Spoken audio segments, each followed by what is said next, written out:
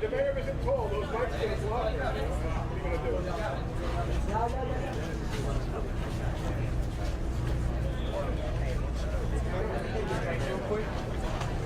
Just stand right here.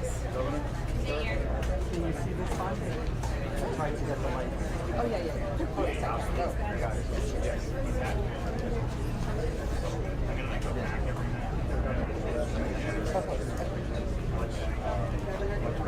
Again, that's right. We already saw it's like one again.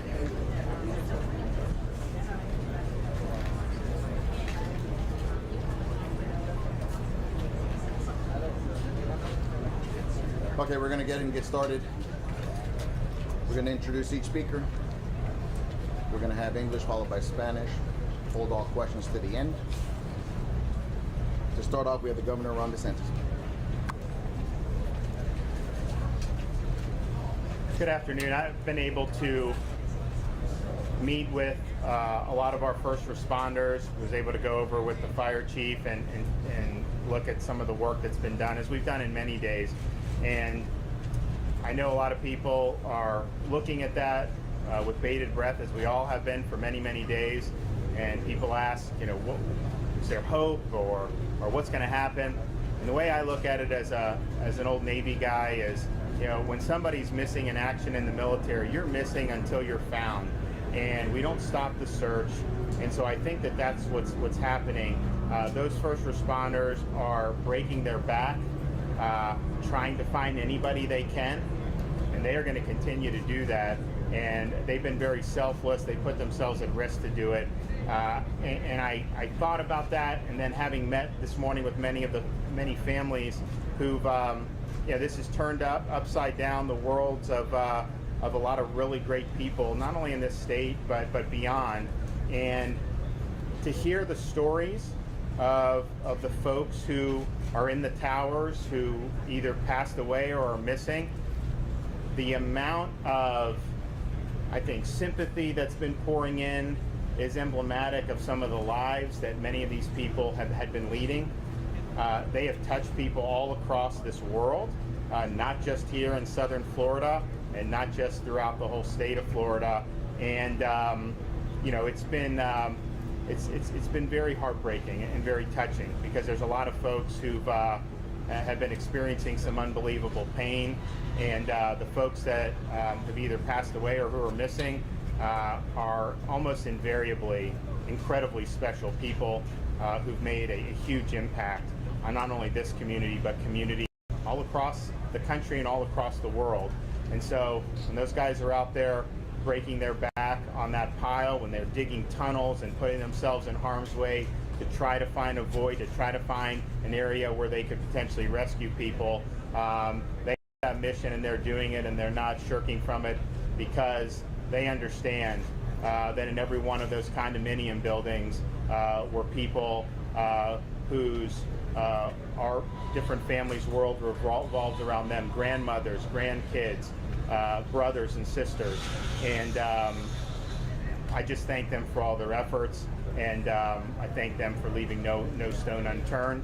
And the families, we're going to be there for the long haul on this, and we're just not going to look back, and we're going to be there with any support that we can provide. Thank you.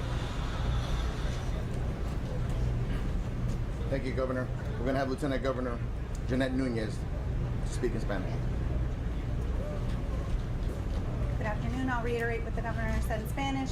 Buenas tardes. Estamos aquí de nuevo agradeciéndole a todos los que han estado trabajando día tras día, hora tras hora. Sabemos que sigue siendo un proceso muy difícil, un proceso muy doloroso. Tuvimos la oportunidad de reunirnos con varios familiares, algunos que se han identificado y otros que todavía tienen fe y esperanza. Lo que el gobernador les prometió a aquellos que nos pudimos reunir, que vamos a seguir luchando. Como vemos, están más de 200 personas trabajando diariamente sin parar. Eso es algo que nos da mucho ánimo en ver con la energía con que están trabajando. Yo creo que también queremos asegurarle a los familiares que están esperando que todos aquí que estamos trabajando, coordinando, colaborando, no vamos a dejar de trabajar, y eso es parte de lo que es la unión que tenemos aquí. Tenemos también aquí parte de los recursos que el Estado continúa de proveer, el Departamento de Oportunidades Económicas, el Departamento de Transporte, nuestro Departamento de Servicios de Emergencia. Estamos todos unidos, todos trabajando para el propósito, que es la operación que tenemos aquí, el propósito de lo que es la operación de búsqueda y rescate.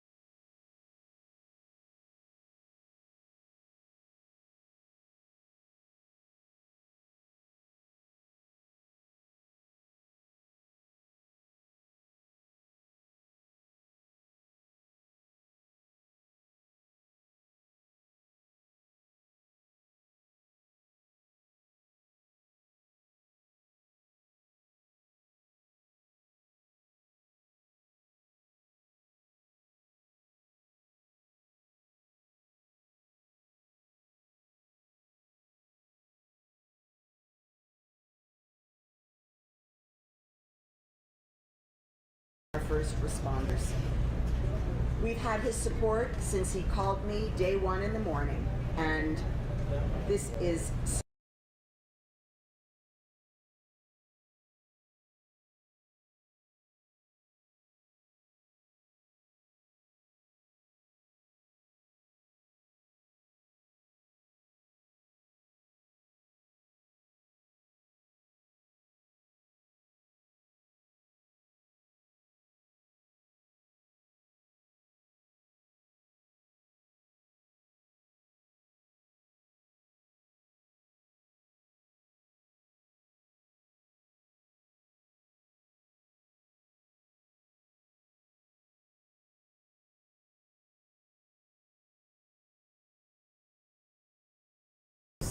and we're taking swift action to immediately identify and address any outstanding issues with the buildings that have not yet completed their 40-year certification process. That's our priority right now. And just last night, our building officer notified one of those properties, a building in Northeast Dade, that 4 balconies must be immediately closed to residents due to safety conditions. So we are proceeding apace with all of the buildings identified, and I know within a matter of days or short weeks we will have addressed all of those safety concerns. And today I am also making an announcement that I will be meeting with subject area experts from multiple relevant fields, from engineering to legal to construction, to development, to soil, to geology, to look closely at every possible angle on this issue related to building safety. So they will advise me on issues related to building construction, chain of custody and requirements for reporting, condominium regulation, and more, so that my staff and I can develop a set of recommendations for changes that need to be made at all steps in the building process to ensure a tragedy like this will never, ever happen again. And I will be meeting with these experts in the very near future, and I will be planning to look for additional experts who can advise me once further insights are achieved from this investigation. So we'll continue to pull in additional experts as new information becomes available to ensure that we're considering all possible angles, all possible factors and perspectives. For the families who've been impacted by this tragedy, we are continuing to do all that we can to support them in any way that they need. So our new expanded Family Assistance Center has over 20 agencies now offering support, short and long-term counseling, home assistance, travel assistance, psychological and grief counseling, financial assistance, visa and passport support, and much more. In addition, legal support. And we're going to continue to offer our twice daily briefings to the families, and we just completed our morning session before this conference. These sessions have been vital to assisting families to understand the nature of this search, the nature of the entire enterprise, and this is so, so important as we proceed daily on our search and rescue efforts to have them fully aware of every step of the process. So please, I know you join with me in your prayers, your wishes, your hopes during this incredibly difficult time for our families. La misión de búsqueda y rescate continúa 20 horas al día del día, y actualmente tenemos ahora 210 miembros de personal de búsqueda y rescate urbano trabajando a pesar del mal tiempo que hemos tenido desde anoche. Estos equipos continúan alternando turnos de 12 horas y estamos increíblemente agradecidos por su servicio, dedicación y gran valentía en condiciones extremadamente duro y difícil.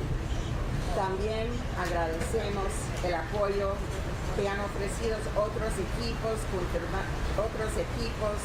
internacionales. Realmente tenemos un equipo de lo mejor en el mundo que está trabajando sin parar. En este momento tenemos todos los recursos que necesitamos y de hecho no tenemos más espacio para personal adicional de búsqueda y rescate.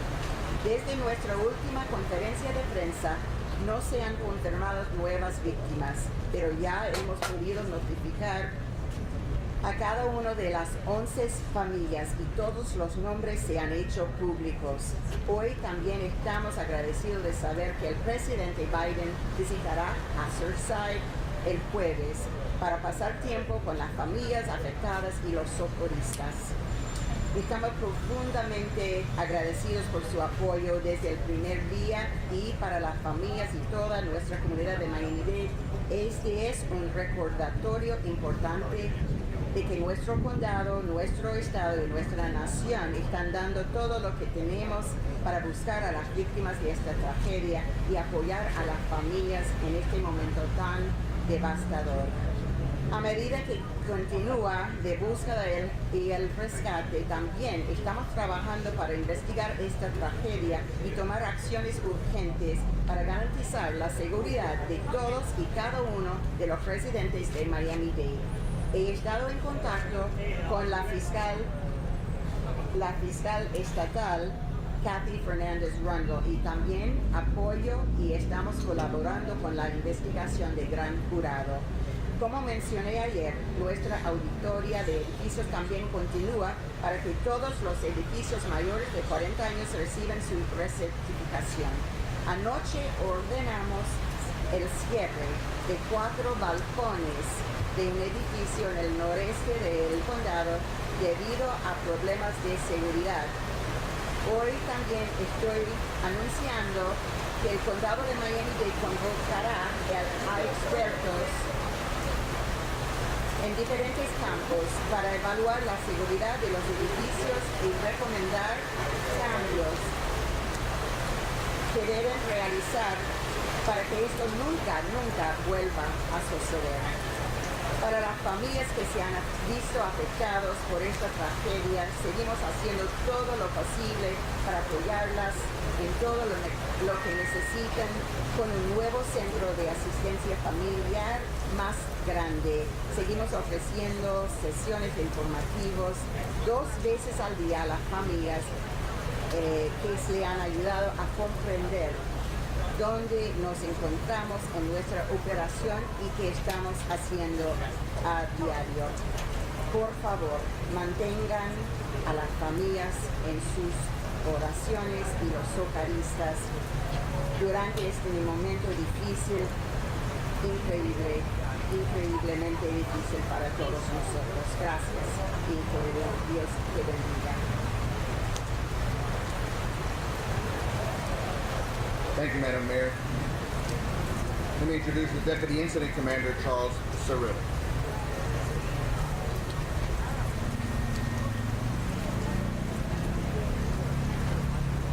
Good afternoon. Under the leadership of the Mayor, Miami-Dade County is coordinating a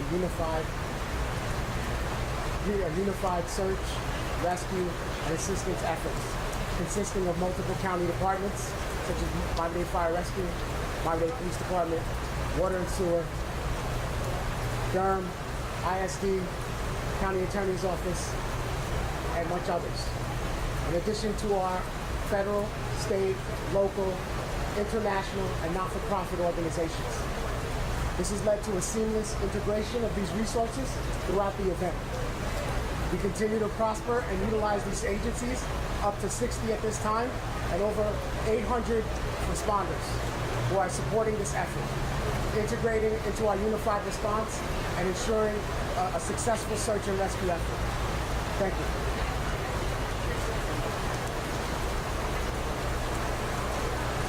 Now, the Director of the Florida Division of Emergency Management, Kevin Guthrie.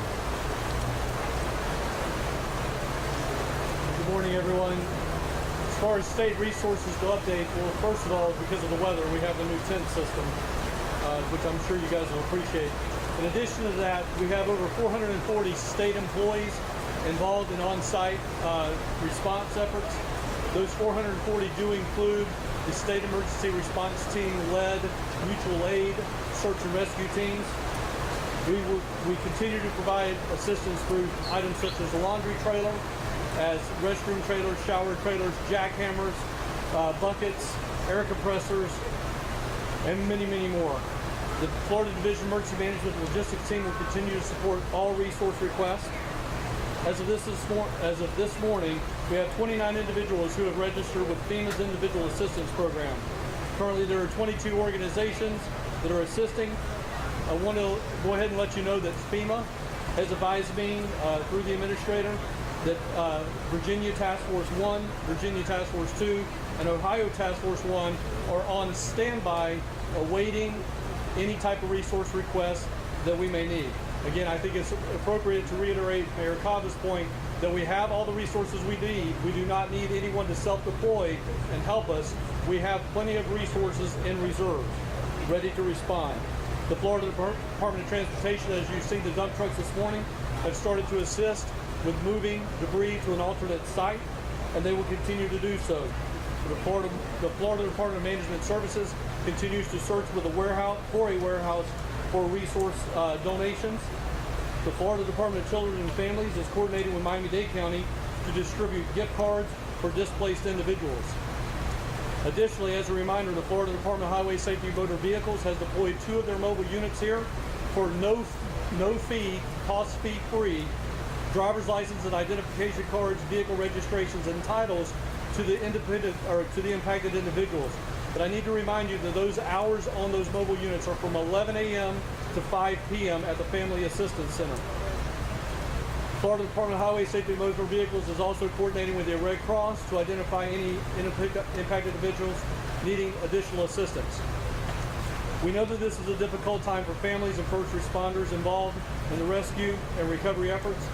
Please know that Florida is here to help you, and I thank the Governor, Lieutenant Governor, for their leadership and allowing us to respond and do what we need to do without any hesitation. I want to remind you, if you cannot find the resource that you're looking for, you can always call Florida's 211 and we will get you to the site that you need to be associated with. The state's priority right now is to ensure the county's needs are being met.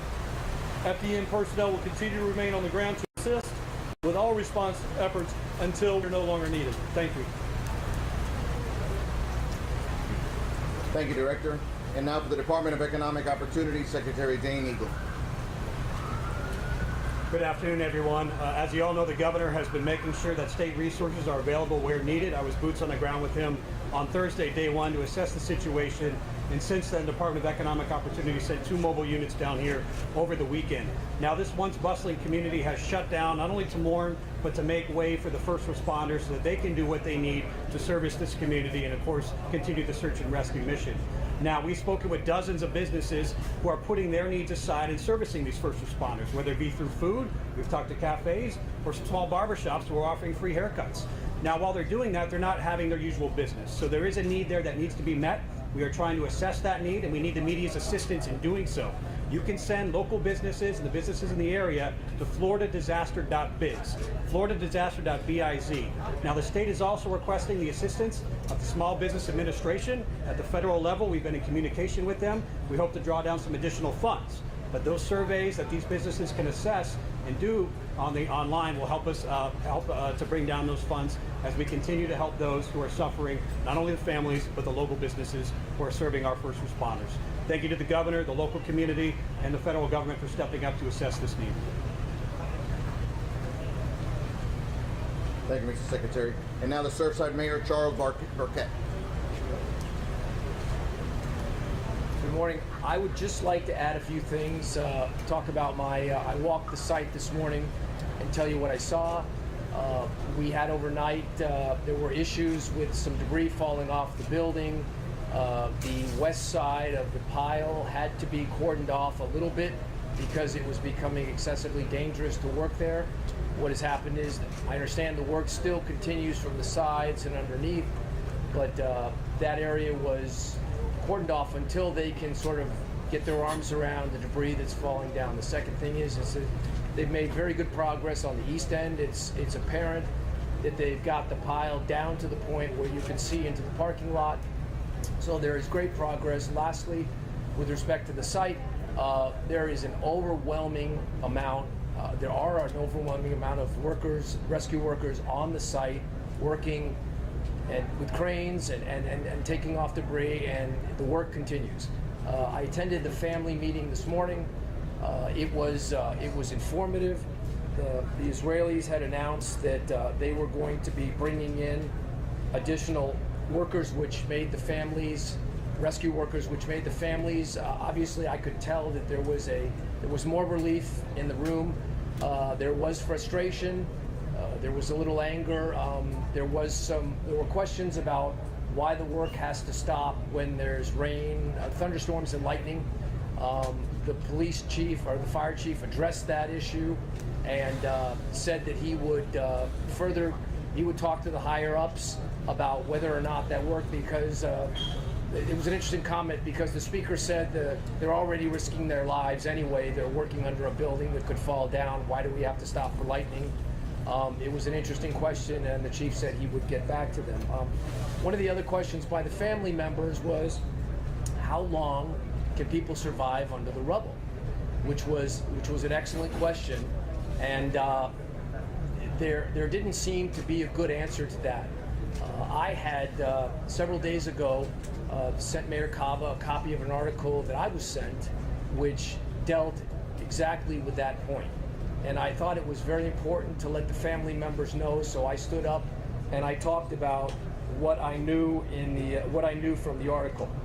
And it talked about, there were several different instances, but the most notable was the one from May 2013, where a woman was pulled from the ruins of a factory in Bangladesh 17 days after it collapsed.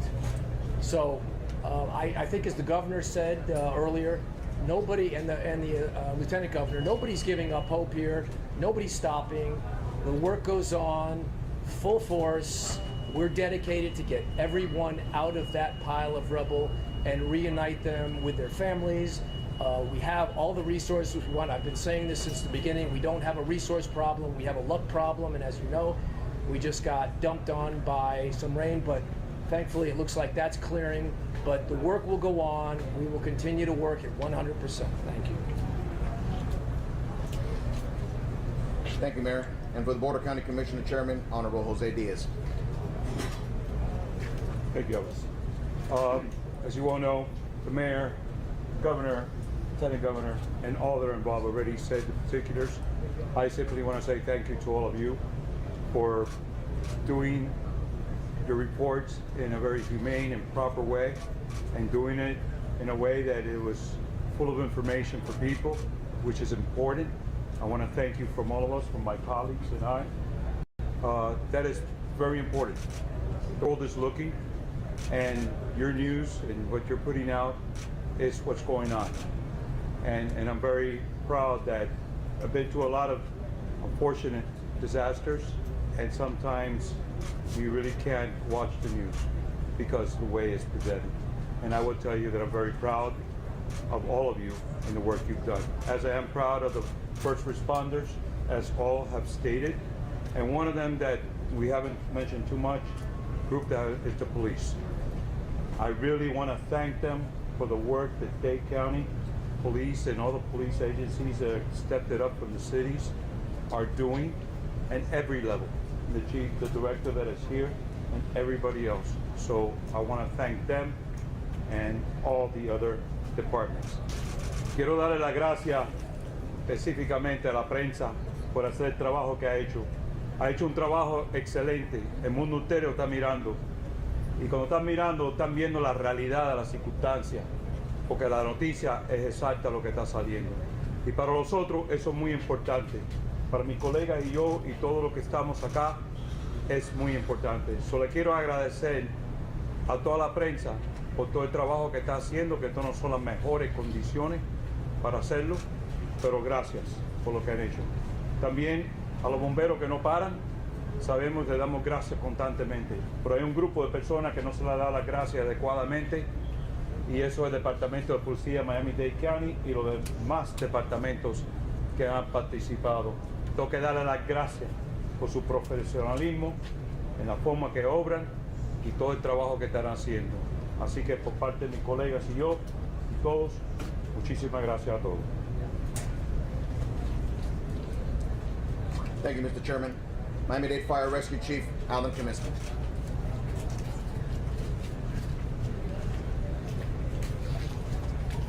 Good afternoon. We continue to search the grid layer by layer, removing debris as we continue to move forward in our search and rescue efforts. As we mentioned before, this is a very tedious effort. It's devastating what occurred in regards to the collapse and what we're seeing. We're moving debris piece by piece and searching through. We moved over approximately 3 million pounds of concrete at this time, which equates to over 850 cubic feet. We have all the state Florida task forces here deployed. We have a federal task force on standby, as well as had the federal incident support team arrive today. Again, extremely difficult. Just when we first arrived and what we saw, the horrific, catastrophic type of collapse. Miami-Dade Fire Rescue, we were able during that time frame to remove 37 individuals. 37 individuals. And we continue searching with all our assets and all our support assets. All the task forces here in Florida, as well as the federal on standby, and we will continue to move through. I want to emphasize when we started this search, it's extremely difficult to what we saw, what we encountered. We deployed our search teams based on what we evaluated and what we saw in regards to highest probability. And as we've been mentioning time and time again with our searches, those are the key things we look for. Constantly running with our canines, our live dogs, searching for hope of life. Using different audible equipment, as well as video equipment, searching for life. That's what we've been doing from the get-go. And then we reevaluate and keep assessing. As we mentioned in regards to the grids, how we have it deployed now with our large equipment that's here and all our different task force. 24 hours a day, we have over 200 task force members made up of Miami-Dade Fire Rescue, Florida Task Force 1, and then all the remaining Florida task force. Non-stop, around the clock, searching. It's a methodical, very difficult process. You know, as we're removing debris, we're just finding more debris that's just concrete pulverized. You know, it's extremely difficult. As we mentioned in regards to looking through void spaces, looking for key signs. I want to be clear. I mean, we haven't been seeing this. You know, we come across small and we keep moving. We keep moving. We keep trying. From the get-go, from what we saw, devastating. Okay, but we continue moving forward and continue pushing. And we'll see if we, you know, where we're at the end. Thank you. Thank you, Chief. And now to give some comments in Spanish, PIO for Miami-Dade Fire Rescue, Erica Benitez.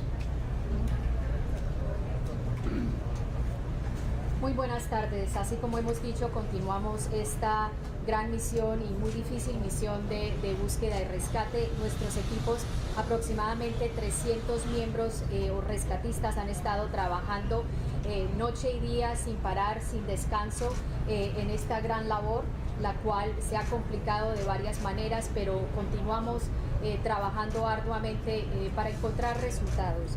En este momento tenemos estas cuadrillas que están trabajando buscando los escombros de diferentes maneras, no solamente en estas cuadrantes, sino también capa por capa. Y esta es una labor muy metódica, es una labor la cual requiere muchísima precisión y la cual toma tiempo. Nosotros hemos removido en este momento más de 3 millones de libras de concreto y escombros. Esto significa son más o menos 850 yardas cúbicas. Para darle una idea de qué cantidad es esa, son más o menos 750 vehículos, entendiendo que cada vehículo pesa más o menos 4.000 libras. Esta es una gran cantidad de escombros y es un gran trabajo por medio de los hombres y mujeres que están trabajando aquí hoy. También queremos resaltar que aunque sí tenemos un gran número de personas que todavía siguen en los escombros y que no hemos encontrado los sobrevivientes, queremos resaltar que el primer día estos equipos de rescate salvaron 37 personas entre los escombros, al igual que en el edificio que estaban atrapados. Estas personas no hubiesen sobrevivido si no hubiesen sido por los esfuerzos de estos rescatistas. Queremos seguir diciéndole a las familias que este es un momento muy difícil y que entendemos lo que está pasando. Gracias. Thank you, Erica. And for the Miami-Dade Police Department, Chief of Strategic Response Division, Edgardo Caniva.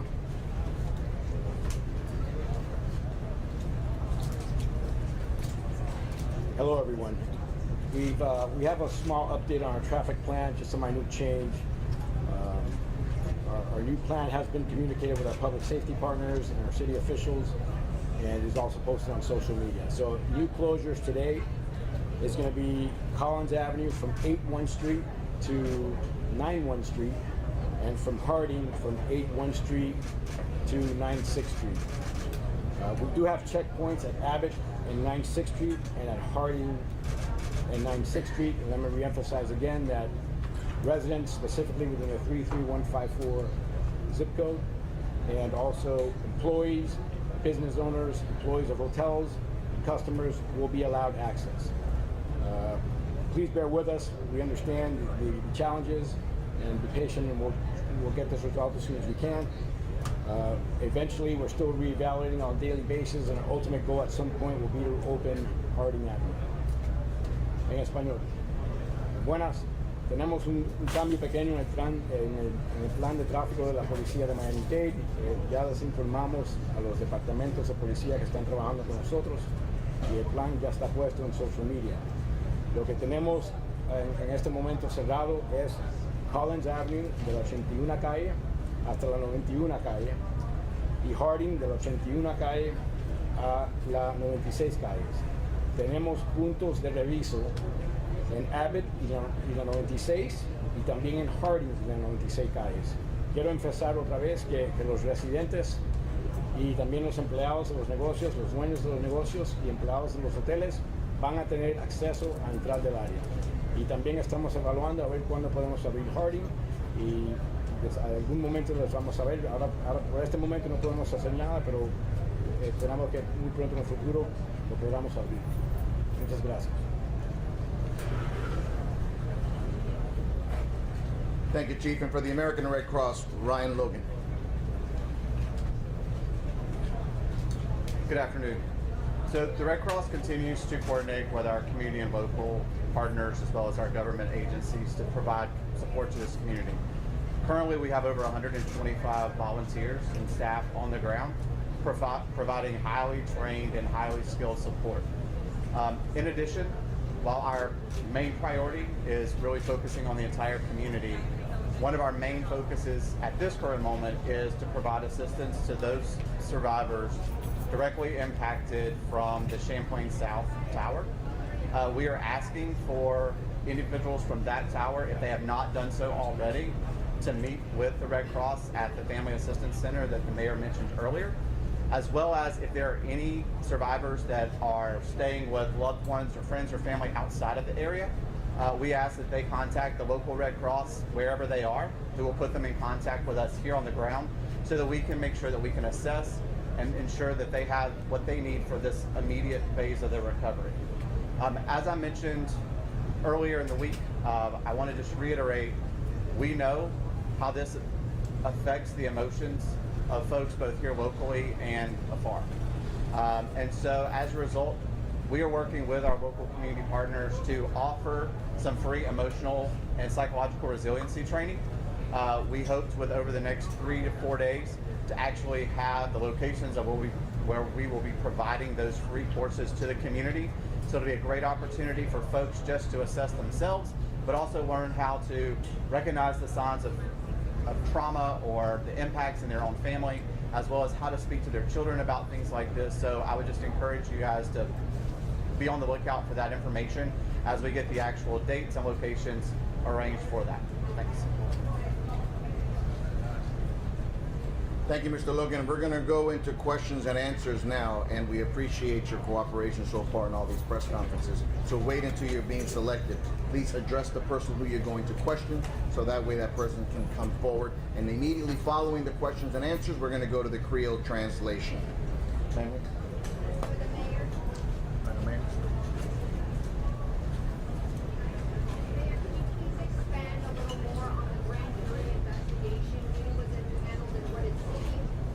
So the grand jury has not yet been impaneled. So I was speaking to the state attorney this morning about it, and we were talking about whenever it is moving forward that we will be fully on board. She has announced that she will be asking the grand jury to look at this matter. And what will it be seeking? I'm sorry? What will it seek? Like all of us, answers. Any of the Spanish media got a question, so we can alternate here in Spanish right here? Alcaldesa, buenos días. Quería preguntarle sobre el mismo tema. Usted dice que aquí está la fiscalía. También tenemos entendido que hay agentes del FBI participando en la investigación. Quería preguntarle para que me confirme si es cierto que el FBI participa de la investigación y el tema del gran jurado lo va a convocar la fiscalía o quién va a convocar el gran jurado. Gracias, jefe. Buenas. No, el FBI no está en la investigación. La investigación primero es con el Miami-Dade Police Department para recuperar los miembros de familia. La alcaldesa y el NIST están aquí. Tenemos un grupo reunido y ya va a haber dos investigaciones. Uno sobre lo que ha pasado con las víctimas y el otro es sobre lo que ha pasado. Va a ser un fact-finding y la fiscalía va a también tener el grand jury también para mirar esta investigación también. Eso se va a demorar, es un proceso muy técnico y se tiene que hacer bien y se va a hacer bien para traer justicia o para traer lo que ha pasado aquí. Thank you, sir. NBC? Chief, I think you'd be best for this. So, residents are talking to us about, with those that evacuated, pets being left behind. How does that dealt with? Is ASPCA dealing with that? What are you hearing on the pet front? In regards to when we first arrived, we do what we call a primary search and a secondary search. So we see that devastation to the building that's still standing. When we first arrived, our units did immediate searches, immediate removals in regards from balconies, wherever we found individuals. We searched each unit. So every unit that we're able to gain access, if not through the primary, which is the first time we go through, it's our secondary search. So we search through there as well. Obviously, we're looking for live victims, individuals. But obviously, if we come across a pet, we would move them as well. We haven't. So we didn't come across any animals as we went through any types of pets during our primary and secondary, so we know that part of it's been searched. Other than that, that's all I can confirm in regards to any possible events. Because there's many more to get to. Well, the fact that you can't access now. The fact that we went through on our primary and secondary, we would have come across. Thank you, Chief. Oh, I'm sorry, yes. Yes, and another aspect, when we went through there, the building itself, again, in our line of work is fire rescue professionals, Miami-Dade firefighters, again, the first unit on scene. As a fire chief, I couldn't be prouder. When I look to see what we did, and even now, and I got here probably about 45 minutes into the incident, and when I see what we put ourselves in, wow. The rescue efforts that we did, what we went through going on those initial first hours of this environment at 1:30 in the morning, 1:20 when this came in, 1:24 when this call came in, and just nonstop throughout it, and we've been nonstop since. Miami-Dade Fire Rescue, Miami-Dade County, all our local resources within Miami-Dade County, all our Florida resources coming with our task force, with our federal teams coming on standby, and that's what we emphasize. I mean, we see the magnitude of this damage. We see, and that building collapsed almost in the footprint of where that building stood. We're talking about 12 stories with subterranean, with garages, all within that same footprint. So I'm just trying to emphasize the magnitude of what we're encountering, what we're seeing, and we still keep pushing forward. So yes, I mean, we definitely searched and went through. And the safety issues. I'm sorry. And the other issue as well, I mean, there's definitely structural issues, and I kind of went off topic there. We can't go back in the building, okay? We have, with our USAR teams, we have structural engineers. We have engineers off site. With now the federal incident support team arriving, they also will assist with the engineer component. And right now, we will not go back in that building. We have a section cordoned off away from that building that we won't search in as well.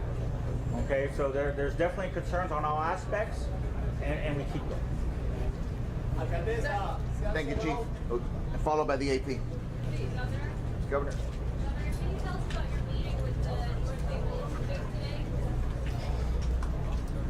Okay, so the question's about meeting with the chief of police for North Bay Village, who's I think she was 93, year-old mother, was in the towers, and it was on the one hand heartbreaking because this is somebody that he had just dropped off back to her home just I think 2 days before the collapse, but it was also inspiring because I could see the difference that she made in his life, in his wife's life, and in her grandkids' life.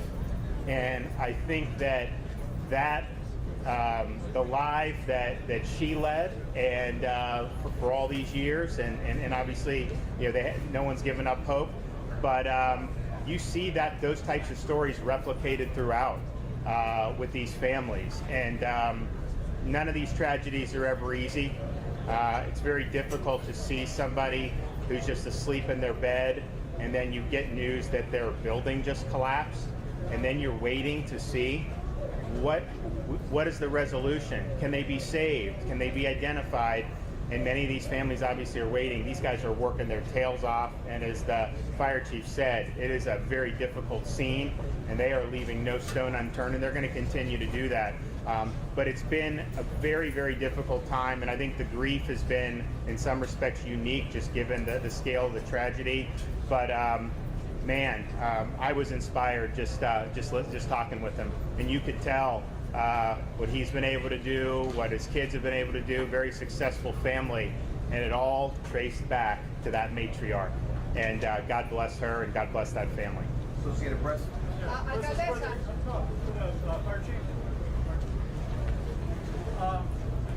Mayor Burkett mentioned that there was debris falling from the building this morning. Was that new? Is it getting worse? Does that indicate that there might be some shift in the remainder of the building that you guys are worried about? Well, in regards to the building itself, we're constantly monitoring it. So no, we haven't seen any shift at all. So we have special technology that's measuring to make sure there's not any shift. So that's a constant. In regards to the debris falling, I wasn't briefed what transpired there. As I mentioned, there's that 45-foot area that we're not, which is next to the building, that we are not working in because of the overhangs, the hazards that we have overhead.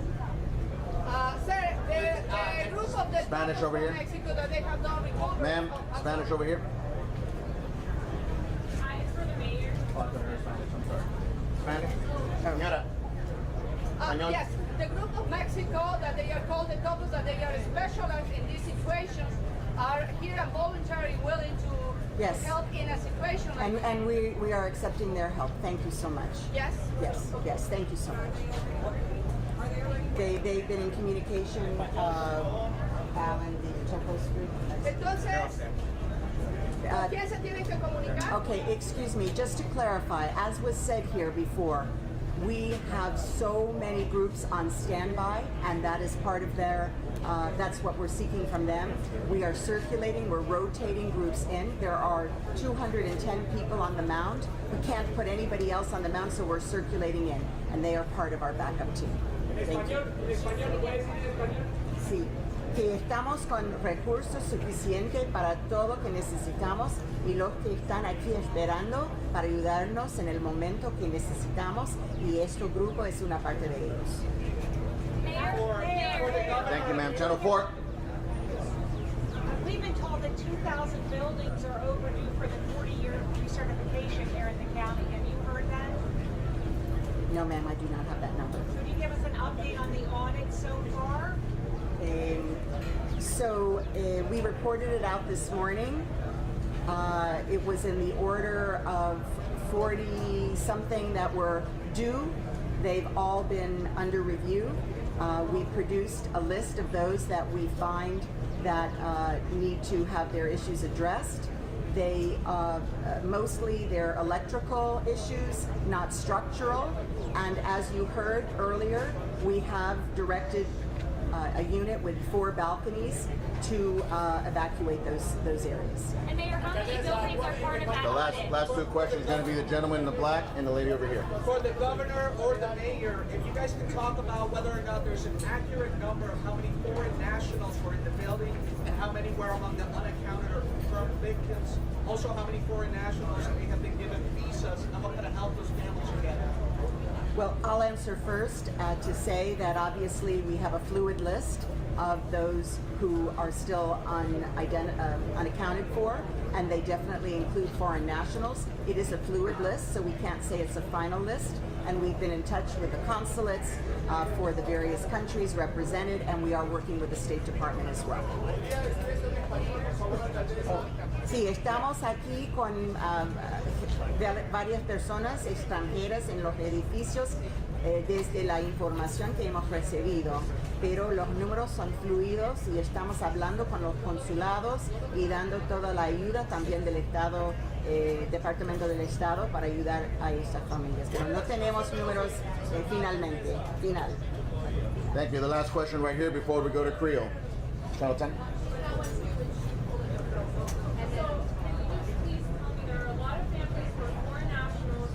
Who's this for? Who's it for? No, for who? For the mayor. Mayor, okay. Yeah. Yes. Please tell us there's a lot of families who are foreign nationals. There might have been staff in the building, staff there. Will they be eligible, or how can they access FEMA aid or any other Correct, correct. So FEMA is supporting all of the families at this point. Obviously, there may be some things down the line that they would not be eligible, but fortunately for us, because of the outpouring of incredible support, $1.6 million already donated, we are making sure that everybody who needs assistance will get it. Thank you, Madam Mayor. We're going to go straight into the Creole translation.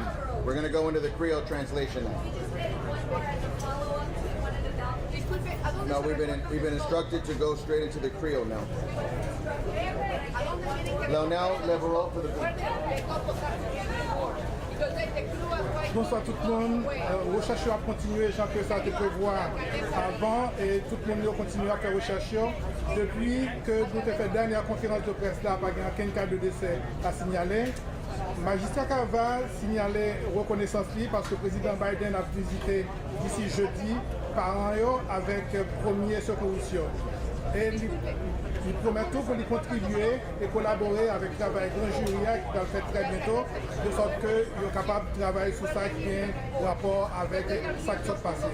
Magistrat tout, et à travailler avec spécialistes dans tout le domaine pour capable de faire correction à partir de recommandations que vous avez faites pour ça qui est arrivé bientôt et avant, pas arriver dans le moment qui va venir. Donc, magistrat continue le travail, de sorte que les recommandations sont capables de suivre en matière de construction. Merci.